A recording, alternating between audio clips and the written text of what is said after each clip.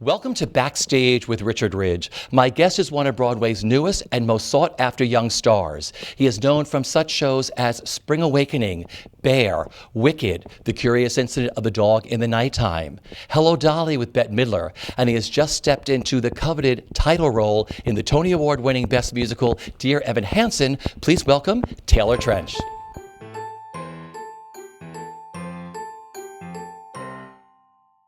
So, how are you? I'm well, how are you? I'm so thrilled to be sitting with you. Me too, always. Okay, so you have just stepped into one of the most coveted musical theater roles.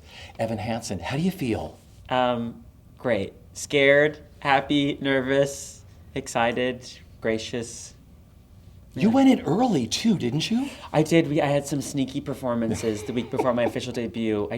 I split Noah Galvin's last week. We split in half, so we each did 4. So what was that like the first night when they said, tonight at this performance, the role of? It was thrilling. This company has been so warm and open-hearted and generous. So I felt very taken care of. It's certainly this role, no matter how much preparation you have, it'll be daunting. But it was nice to get one out of the way without a bunch of hullabaloo around it. Yeah. Mm-hmm. So what do you remember about that first performance on stage? Being very sweaty. That's the main thing I remember. Sweaty pits, sweaty forehead, sweaty hands. Does it go away during the show? No. I think also the cast, it traps a lot of moisture. There's a lot of sweat happening on this forearm. But it was also a total blast.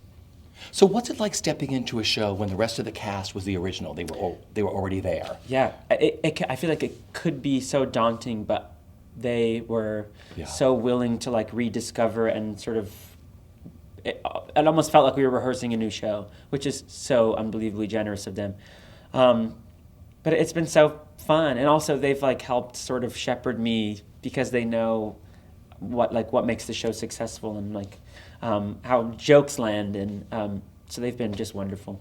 This is such a beautiful show. I mean, what's it like living in the world created by Benj and Justin and Steven? It's magical. I saw it for the first time this past summer, and I was on the edge of my seat the entire time. I can't remember the last time I felt so compelled by a piece of theater. I never once was thinking about anything else than what's happening on the stage. So it's so much fun. It's so brilliant. The book by Steven is just a masterpiece, and Benj and Justin are. People seem to really like what they're doing. Yeah. They're picking up some awards. So it's been totally great. And then there's Michael Greif. The best. How much time did you get to work with him? A lot. I started rehearsing in October, I think, of last year here and there, and he would meet with me whenever he could, and we just talked about the material a lot.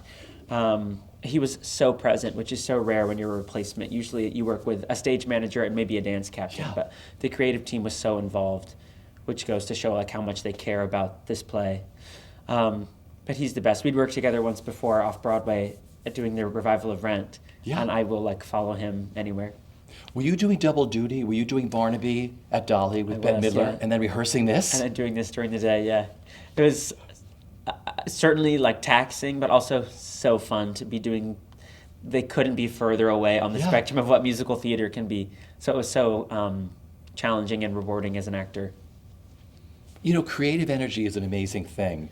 You don't think you have enough energy, but creative energy just hits when you can do something like 2 shows of Dolly and then rehearse Evan Hansen. Totally. It's the fact that it's live, the fact that there's an audience there at night it will just always fuel you with an energy you don't think that you have. Yeah. This show has gone viral, Dear Evan Hansen, and it touches people in such a visceral way. Why do you think that is? It's so universal. I think any audience member will recognize themselves in somebody on stage, but Evan especially, that need to be seen and be validated, be heard, be understood. We all want that. We all just want to be loved. And it's also a play about families, two very different families who are functional and dysfunctional in their own ways, but we are all a member of some sort of family. So I think it's just totally universal. It's such a big role. What are the challenges? Have the challenges changed or eased up a bit now that you've been in the show for a little while? Yeah, it's hugely challenging. The vocal the requirements alone are sort of insane. But the getting to do the show, Evan never leaves the stage, which is difficult in its own way, but it's also so helpful because you never get a chance to like sit down and unwind. You're like, once the show starts, you're on a train and you just ride the train till the end. So that sort of makes it easy. And the cast, these actors truly make this job so easy to do. Yeah. Let's talk about the fans. Yeah. Do you meet the fans afterwards? I have, yeah. What's that like? So what are they fun. called? Fansons. I love it. They're so kind, so supportive. Sometimes when you love something so much, you feel a sense of ownership over it, and so it's scary to come in and like disrupt what these people love. But they have been so kind and welcoming, and I appreciate it. Even when the dark comes crashing through, when you need a friend to carry you, when you're broken on the ground, you will be found. So let the sun come streaming in, 'cause you'll reach up and you'll rise again. If you only look around, you will be found. You will be found.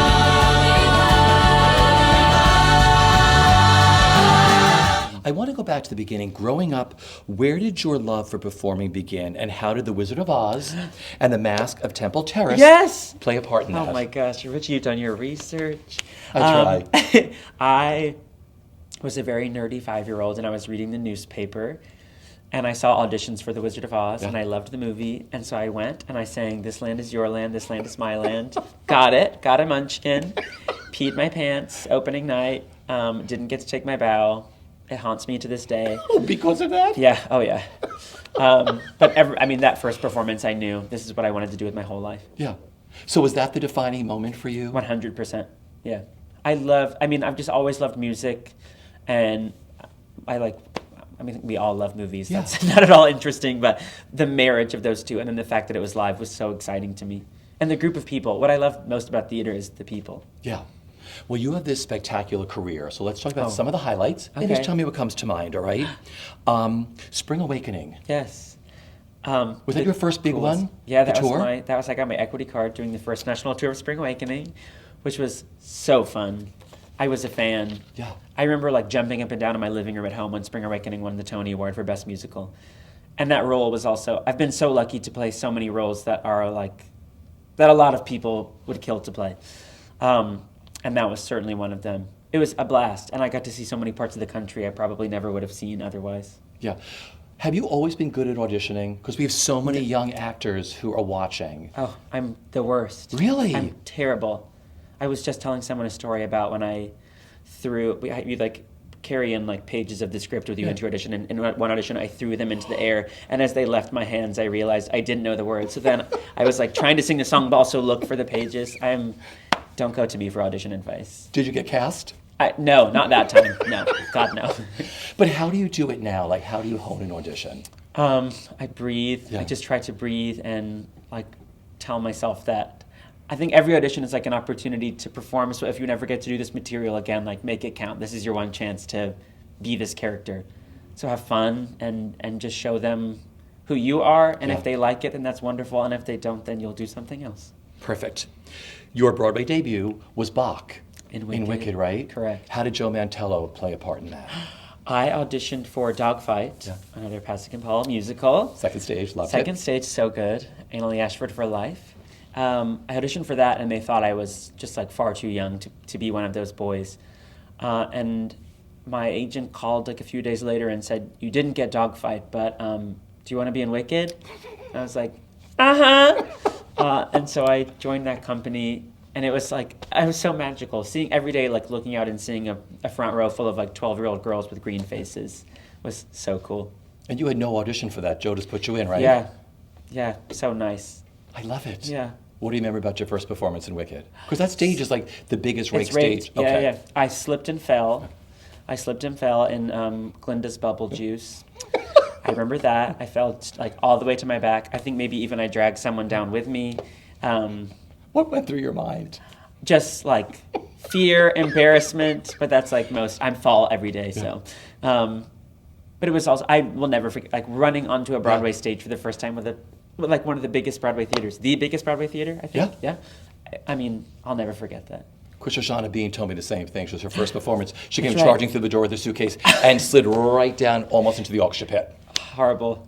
They need to fix that. What are they doing over there at Wicked? Workers' comp. I love it. Fabulous.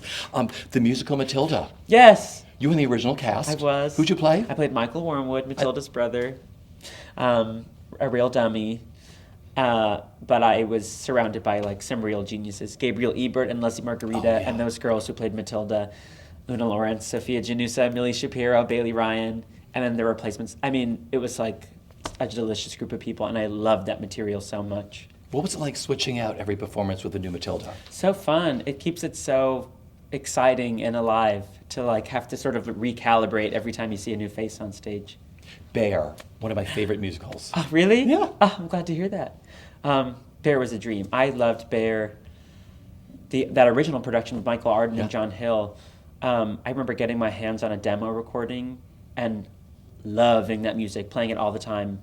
So getting to be a part of this like reimagined production was so cool. And also I fell in love with that cast. We all fell in love with each other in like seconds. It was, I think because the show was sort of dark, it like brought us very close in a very short amount of time. You got to do Rent. I got to do Rent with Michael Greif. My first, that was the first musical that I loved, was Rent. I knew every word. I required no rehearsal for me. I was like, I'm off book, guys. Let's do this. It was so fun. Who'd you play? I was the waiter at the Life Cafe. I gave you a Will I Lose My Dignity solo. And then I understudied Mark and Angel, which was not my best look, I gotta say. Did you go on? I went on as Mark many, many times. I almost went on as Angel once. I think they saw me in the costume and they were like, no. Let's call that other understudy who's sick and see just how sick he is. But did you rehearse as Angel with the shoes and everything I did. else? Oh yeah. The shoes I had down. It was just that the costume. It was a headband with some bangs. It didn't. It didn't work with my bone structure. I love it. Christopher Boone. A Curious Incident. Yeah. Yeah, that is like a real highlight, I think, of my life. Because you and I talked a lot during that. We did. Yeah, I remember we talked at the. We had that huge Q&A with the whole cast. Totally. It was like what you dream about doing as an actor, and there's a lot of overlap between that and Evan Hansen. It's like you. Interesting. I mean, it's just such an extraordinary play. I loved the book so much, and the design. I mean, every single element of that production. Simon Stevens, the playwright who adapted it, always says it's total theater. Every department is working so hard and collaborating perfectly to create this magical world. Yeah. Did playing Christopher make it a little easier for you to step into Evan Hansen? 100%. The stamina that required is very similar to this. I always say, it's the same, but Curious Incident, you're doing backflips off the wall, and in Evan Hansen, you're having to sing all of your highest notes. But they certainly occupy a similar space. Because I love that you work between musicals and plays. That was your first big play that you did. Yeah, that was the first play I ever did on Broadway. And it's so nice. I think as an actor you want that. You want to be able to do so many different things.